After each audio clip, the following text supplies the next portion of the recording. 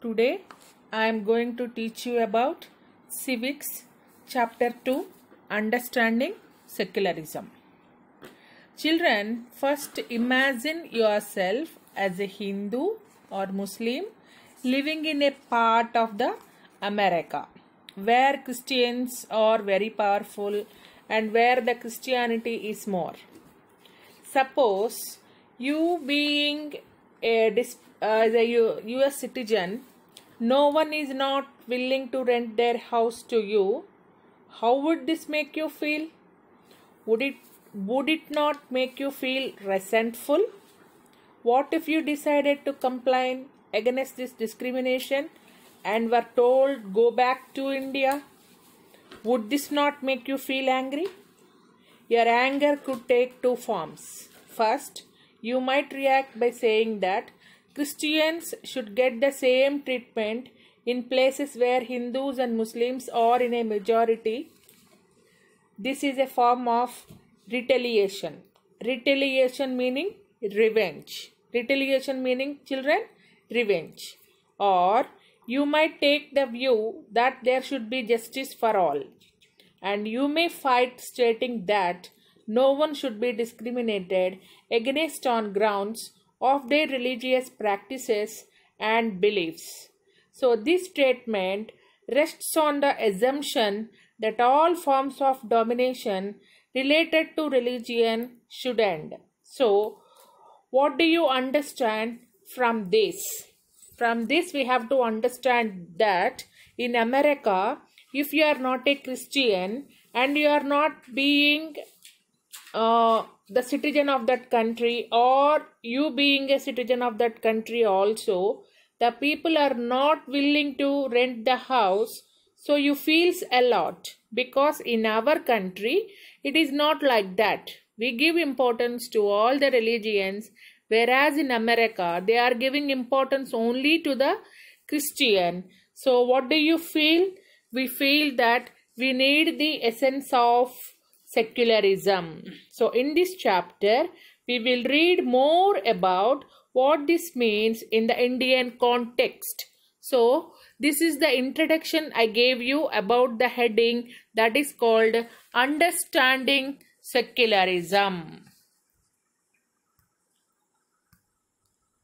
What does it mean? Secularism means what, children? Secularism is the concept that government or other entities should exist separately from religion and or religious beliefs.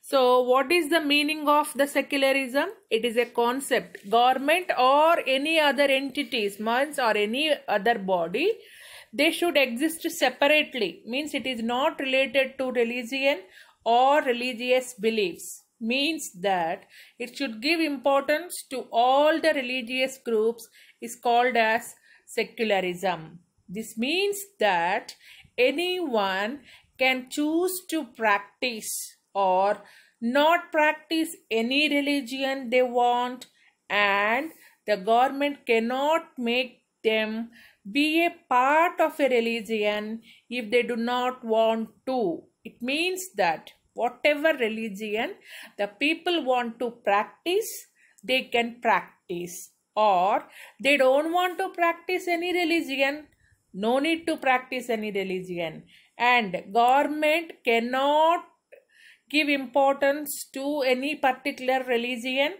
and government cannot interfere in the religious matters. That is called as the secularism.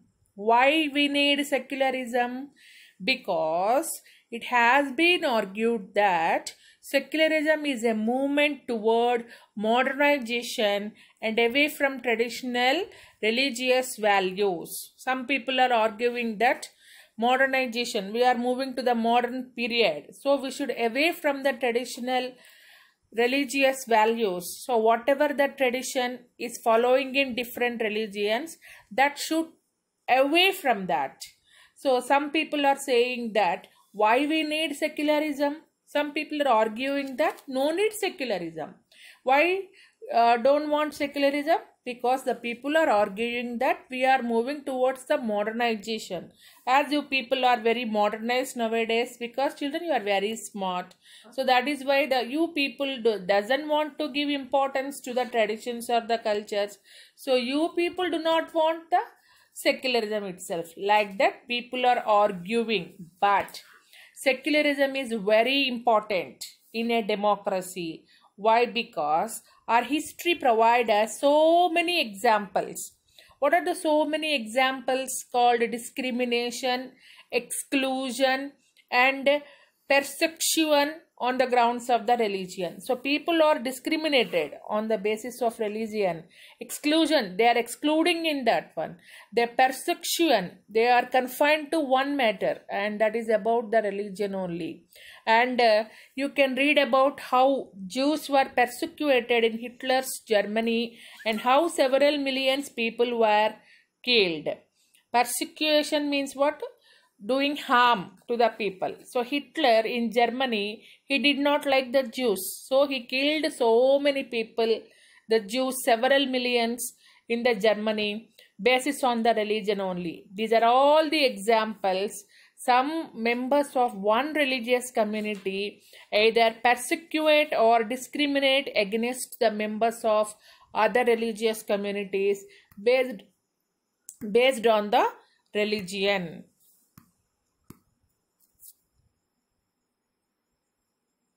And these acts of the discrimination takes place more easily when one religion is given official recognition by the state at the expense of other religions.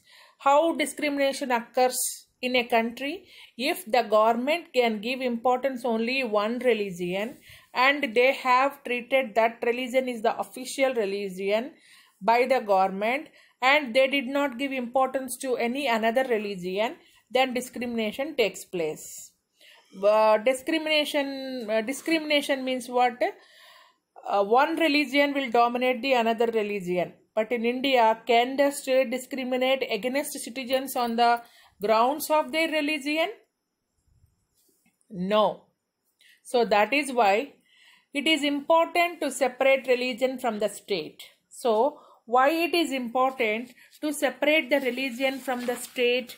Because secularism main aspect is that separation of religion from state power. Why we have to separate the secularism is important and separate the religion from the state power? Because to function the country in a democratic way. Remember children, democracy, people's government, all people means different religions, different languages, different regions, different cultures, different traditions. This is all called as unity in diversity and different people. So this is called democracy. So if a country have to function democratically, the first important thing is that we should separate the secularism, that is called separation of religion from the state power. Almost all countries of the world will have more than one religious group living in them. Not single religious people are not living. So many religious people are living almost in all countries in the world. So that is why within this religious group, mostly some people will be more, some people will be less. Means some community people will be in majority, some community people will be in the minority. For example, take your class. Maybe boys may be more strength and girls may be more in strength. It doesn't mean that those who are majority in your class can dominate the minority. If the boys are more in your class, can they dominate the girls? The girls are more in number in your class. Can they dominate the boys? No, certainly not. For a classroom, how all children are equal, like that all different religious group people are equal in the country. So that is why the majority people cannot suppress the minority people. The power or the financial resources cannot discriminate to the minority people. So that is we have to separate the religion from the state itself. And next one, what is Indian secularism? What is Indian secularism? Indian secularism means our Indian constitution mandates that the Indian state be secular. According to the constitution, only a secular state can realize the objectives.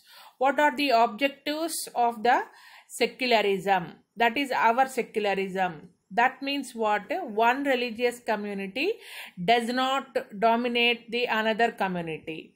The members belong to the majority community also do not dominate the other members of the same religious community. Means Hindus cannot dominate the Hindus, or Hindus cannot dominate the Muslims, like that. And the state also does not enforce any particular religion nor take away the religious freedom of individuals. So the state does not enforce any particular religion, means they cannot promote any particular religion, or they cannot take away the religious freedom of the individual.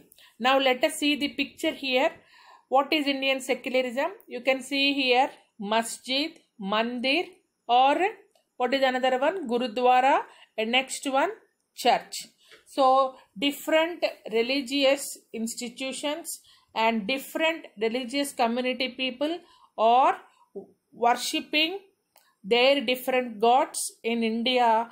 This is what Indian secularism. So Indian secularism, as you studied in the first chapter, the fundamental rights, this is the given fourth fundamental right, right to freedom of religion. Every citizen in the country, they are having right to follow the religion, to change the religion, to celebrate their festivals in a free and fair manner, and country cannot interfere in their religious matters. Whether the citizen want to follow, do not want to follow, it is their wish. But in the name of religion, nobody should not harm the people. For example, if you take Hindus, you cannot tell the people, the Hindus, you have to follow the sati, or when she will become a widow, she should not come out of the house. This type of religious beliefs not encouraged. At that time, they will be punishable. Means what? You can follow your religion, but it should not hurt the other individual, or it should not harm the society. You can enjoy, you can follow, you can protect, you can profess your religion. That is Indian secularism. And the secular word is added in the Indian Constitution preamble, as you have studied in the first chapter. India is a sovereign, socialist, secular, democratic republic.